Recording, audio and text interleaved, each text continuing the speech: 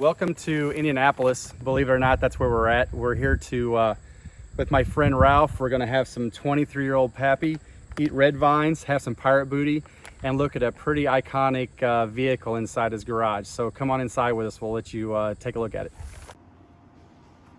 Hey, I'm Ralph. Welcome to the cornfields of Indianapolis. I had the opportunity today to show John one of my favorite cars. As a kid growing up, of course, in the 70s and 80s, we all wanted to be the Snake or the Mongoose, and it was kind of like being a Steelers fan or a Cowboys fan. You had a distinct camp, and for me, it was always the Mongoose. I grew up around drag racing. My dad, we never really had enough money to do anything fun, but we bought I shouldn't say we, his friend bought a Wombat car out of New York that was a funny car. It was the first funny car I ever sat in, and I was 10 years old, and when they put the body down, I was absolutely hooked. Now, I've never had the opportunity to drive one under power, nor do I want one.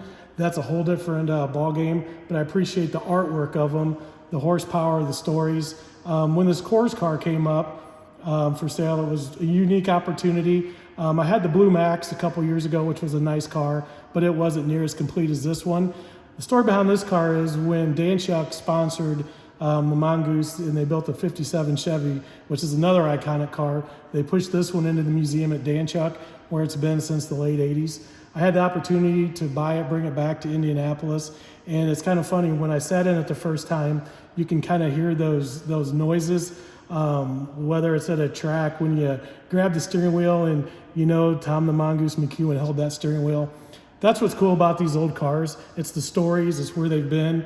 And just to be a caretaker of something like this is really cool. Kind of passing it along to my son to understand that cars are so much more about what they look like, but to learn the history of them.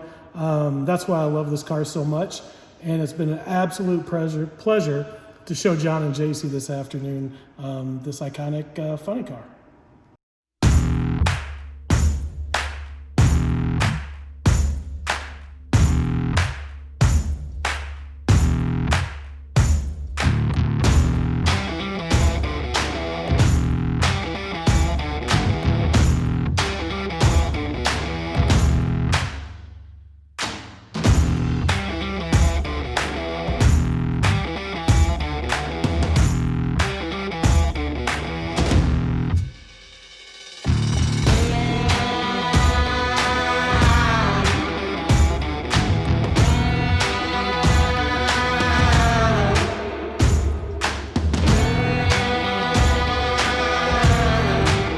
Ralph, tell me about what the most special thing in your garage is right now. So the thing that I've had the longest is my Hutch wind styler.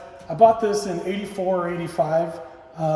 We didn't have a lot of money, so I had to save up. Took all my graduation money, went to Dave's Schwinn shop in Galesburg, Illinois, and bought this bike. Bought the green Skyways, bought the green OG mushroom grips, and of course when I turned 16, I sold it to buy my first car because I needed the money. A kid walked up to my front door about 10 years ago and asked me if I wanted my original bike back, and I bought the frame back for $40 and got all the rest of the new old stock parts. And since I restored it, I've actually ridden it one time, and I'm way too big for it now, but it totally felt like an 8th grade fat kid from Galvin, Illinois riding his bike, and it was awesome. So that's one thing I'll definitely die with. Awesome.